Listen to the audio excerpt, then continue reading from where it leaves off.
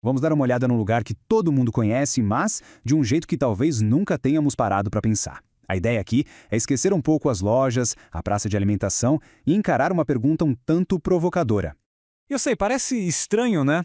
Mas essa pergunta é o que abre a porta para toda essa análise. A gente vai explorar como o shopping é muito mais do que um lugar para comprar coisas. Ele é, na verdade, um espaço que nos forma, que nos ensina o que desejar, o que valorizar, quase como uma religião dos nossos tempos. Uma religião sem um Deus claro, mas cheinha de rituais.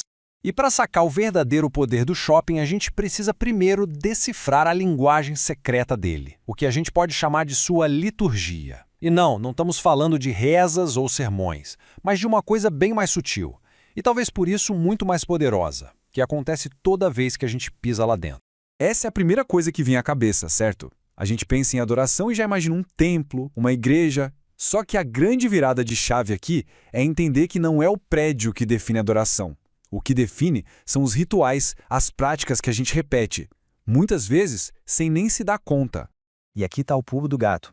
Liturgia é basicamente qualquer rotina que treina o nosso coração a amar certas coisas. Quando a gente pensa assim, aquelas atividades do shopping, sabe? Passear, olhar vitrine, experimentar, comprar, elas deixam de ser só um passatempo. Elas viram, na verdade, uma liturgia poderosa que nos ensina o que desejar. E isso muda tudo. A adoração mais eficaz não é aquela que tenta te convencer pela cabeça com argumentos. É aquela que te pega pelo coração através de rituais. E o shopping, olha, se encaixa nisso como uma luva. Ele não entrega um manual de regras. Ele simplesmente nos joga num ambiente cheio de práticas que, aos pouquinhos, vão moldando tudo aquilo que a gente valoriza. Tá, mas como é que isso funciona na prática? Bom, essa liturgia do shopping se apoia em 4 crenças centrais. 4 dogmas que guiam o nosso comportamento sem que a gente nem perceba. O primeiro dogma parte de uma sensação que todo ser humano conhece, a de que algo falta, de que a gente é meio incompleto. E o consumismo, de forma muito esperta, se apropria desse sentimento. O mecanismo é simplesmente genial. A liturgia do shopping primeiro nos convence de que tem algo de errado com a gente. Nossa aparência não tá legal, nosso status não é suficiente, nossa felicidade tá em falta. E claro, a solução para tudo isso tá sempre ali, na próxima compra. É quase uma doutrina da queda humana. Só que nesse caso não tem perdão, só tem mais consumo. Agora, o segundo dogma, esse lida com a parte social da coisa. Shoppings são, por definição, lugares de encontro. Mas a pergunta é, que tipo de encontro eles realmente incentivam? É aqui que a interação humana dá uma bela distorcida. Em vez de criar um senso de comunidade, o shopping nos treina para ver uns aos outros como concorrentes. As pessoas viram um amontoado de marcas, de símbolos de status, e a principal atividade social acaba sendo a comparação, o tempo todo. O terceiro dogma leva a gente para o ato central dessa liturgia toda, o ato de comprar. Ele é vendido como uma espécie de salvação temporária, sabe? Uma prova de que a gente existe e de que a gente tem valor. E aí a gente cai no grande paradoxo da salvação pelo consumo. O produto é vendido como um objeto quase sagrado que vai consertar o que está errado na gente, mas o valor dele some muito rápido só para dar espaço para o desejo pelo próximo item. É um ciclo sem fim, feito de propósito para a gente nunca se sentir satisfeito de verdade. E assim chegamos ao último dogma. E esse talvez seja o mais importante para que o sistema todo continue funcionando. É a regra do silêncio. Toda a mágica do shopping depende dessa nossa cegueira conveniente. Para que o desejo continue fluindo sem parar, a gente não pode pensar muito nas consequências éticas ou ambientais do que a gente compra.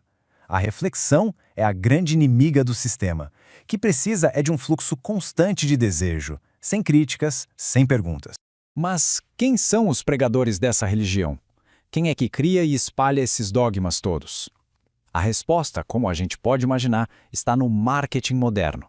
O marketing passou por uma mudança absurda. Ele parou de vender só produtos e começou a vender identidade. O alvo não é mais o cliente, e sim o devoto de uma marca. O objetivo final não é só uma venda, é criar tribos, onde as pessoas encontram um senso de pertencimento através daquilo que elas consomem. E essa é a grande meta. Fazer uma fusão completa entre quem a gente é e o que a gente compra.